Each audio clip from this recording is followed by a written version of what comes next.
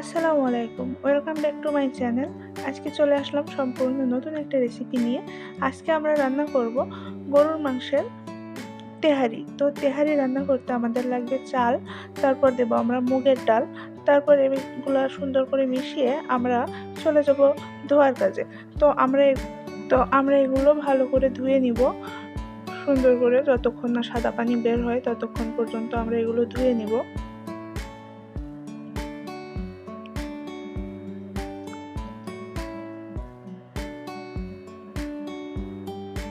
এগুলো ধোয়া হয়ে গেলে এবার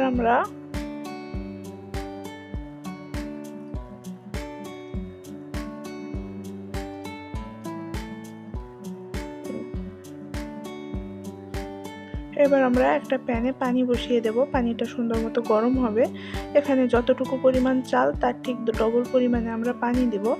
তো আমি আর একটা প্যানে তেল দিয়ে নিব। এবারে তেল দেওয়ার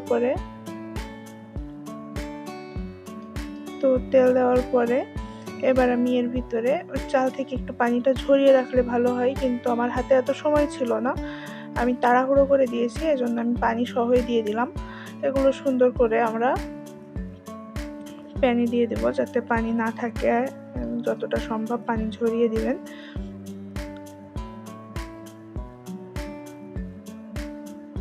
পানি দেওয়ার পরে এগুলো আমরা এবারে ভেজে নিব সুন্দর করে ভাজার পরে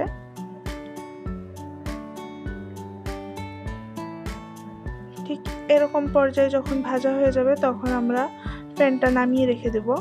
ভাজা চালটা এক পাশে রেখে দিব। এবার আমরা মাংসটা রান্না করব। অন্য একটা প্যানে আমরা একটু তেল দিয়ে দিব, সরিষার তেল।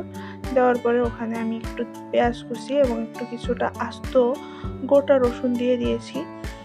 আমার কাছে গোটা রসুনটা খেতে বেশ ভালো লাগে, এই জন্য আমি গোটা রসুন দিয়েছি। আপনারা না চাইলে দিবেন না, সমস্যা নেই, স্কিপ করতে পারেন। তো পেঁয়াজটা যখন একটু ভাজা ভাজা হয়ে যাবে, কাঁচা গন্ধটা চলে যাবে, তখন আমরা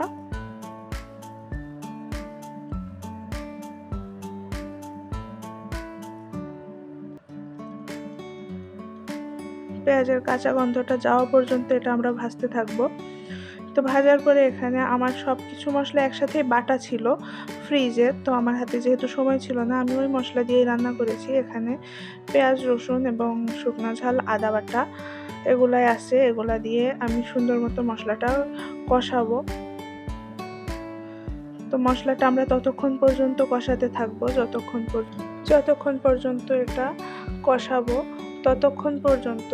তো এর ভিতরে এবার আমরা লবণ দিব একটু গরম মশলার গুঁড়ো। এখানে অনেক কিছুই গুঁড়ো করা আছে, আমি পরে একটা ভিডিওতে আপনাদেরকে দেখিয়ে দেবো এখানে কি কি গুঁড়ো ঠিক আমি ব্যবহার করেছি। তো এটা দিয়ে সুন্দর মতো নাড়াচাড়া করে আমরা এটা কষাবো। তারপর যখন দেখবেন উপরে তেল ভাসছে, তখন আমাদের ভাবতে হবে যে এটা ঠিকঠাক মতো হয়ে গিয়েছে। তো সে পর্যন্ত আমরা কষিয়ে নিব। তো কষানোর পর এবার এই পর্যায়ে আমরা দিয়ে দিব টক দই। তো টক দই দেওয়ার পরে টক দই দিয়ে আমরা সুন্দরভাবে এটা মিশিয়ে নেব মশলাটা। দেখুন ভিউয়ার্স, মশলার কালারটা অনেকটাই পরিবর্তন হয়ে চলে এসেছে। তো এবার আমরা সুন্দর মতো কষাবো। কষানোর পর এই পর্যায়ে আমরা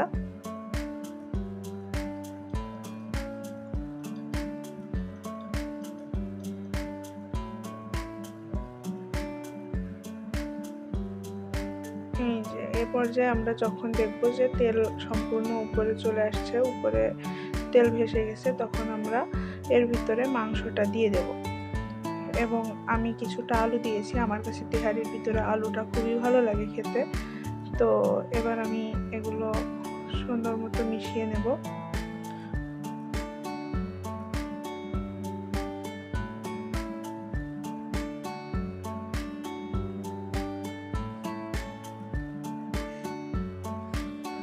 সুন্দর করে মিশিয়ে নাড়াচাড়া করে আমরা রান্না করব। এ পর্যায়ে আমাদের চলবে মিডিয়াম টু হাই। তারপর এটা আমি সুন্দর মতো কষিয়ে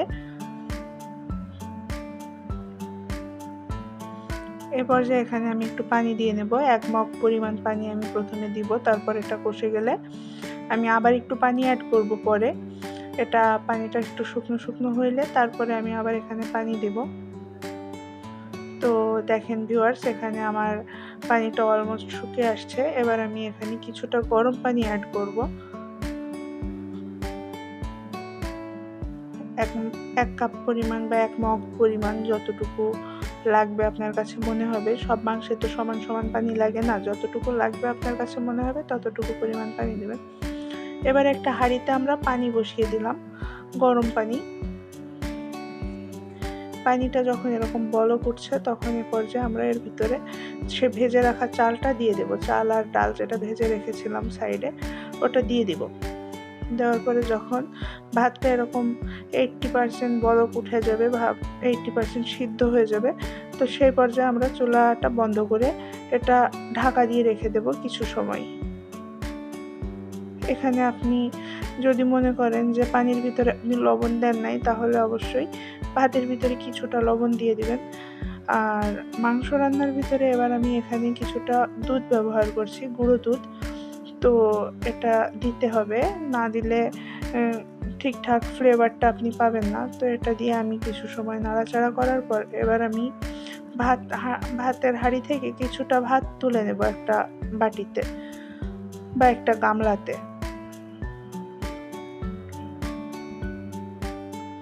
কিছুটা ভাত তুলে নেওয়ার পর ভাতগুলো সুন্দরভাবে আমি আবার বিছিয়ে দেব। তার উপরে আমি দিয়ে দেব রান্না করা সেই মাংসটা। ঠিক এই পর্যায়ে আমি মাংসটা দিয়ে দিব ভাতে।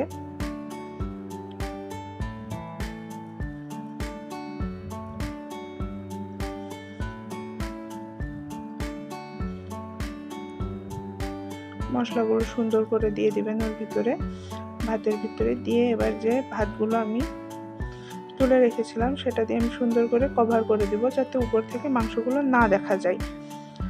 সুন্দর করে কভার করে আমি আবার কিছু সময় দিয়ে রেখে দিব, ঢাকা দিয়ে রেখে দিব, যাতে ভাতটা সুন্দর মতো হয়ে যায়, কমপ্লিট হয়ে যায়।